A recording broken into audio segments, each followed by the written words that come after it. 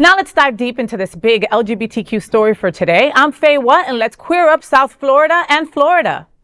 Safe School South Florida's Open Dialogue's Gen QueerZ nominated for Emmy Award.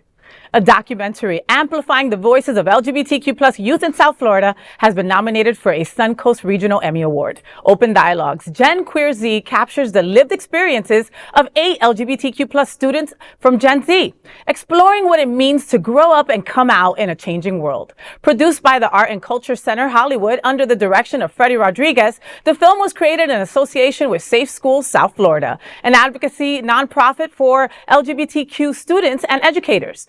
The film, part of the Open Dialogue series' 4th installment, features young adults navigating identity, family, and allyship. It also includes original poetry performances by Eric Martinez and Jana Nelson. Martinez developed his poem with Professor Richard Blanco, a National Humanities Medal recipient honored at the White House. The project was funded by the Levan Foundation, the Windhover Foundation, Quadracci Family, and the Dara and Jarrett Levan Fund for the Arts at the Community Foundation of Broward. The Emmy ceremony takes place on December 6th at the Diplomat Beach Resort in Hollywood, and we couldn't be happier.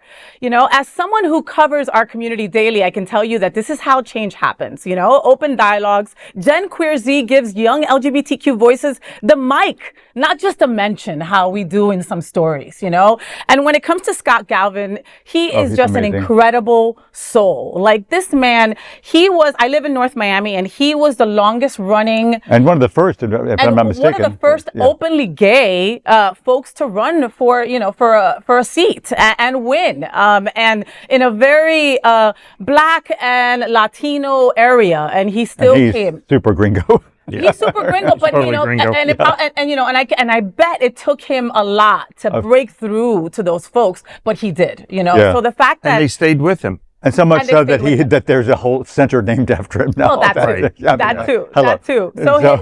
So him being at the center of this, you know, doesn't surprise me, right? He is always screaming and amplifying the voices of queer kids. So the fact that they're getting an Emmy nod, I mean, this is amazing. This is major. Especially at a time like this. It's great to see that recognition and them rising to the top about an LGBTQ story, about youth, which you'd think they might be a little bit fearful in this day and age of coming out like they are and being so open and real and honest and true to themselves.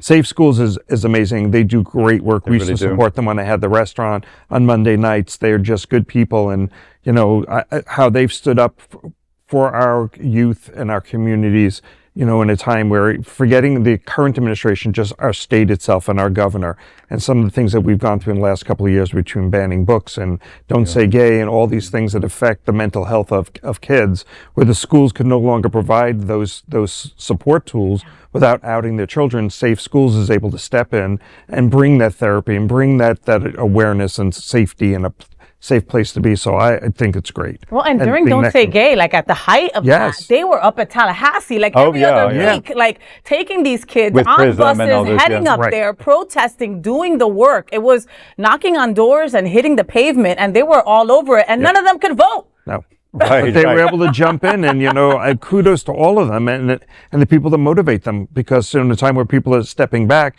they were stepping forward. And so it's a great organization. I'm so happy for their Emmy. It's awesome. How cool is that if they win? I hope when they win. When they win. How cool is it when they win to go, look, we're bringing an Emmy back to South Florida? Like, how dope is that? I want Scott, put that on your desk. That's where it deserves to be. And that is the big LGBTQ story for today. There is no other queer nonprofit media platform like this in the entire world. Support our LGBTQ stories by subscribing and sharing Queer News Tonight.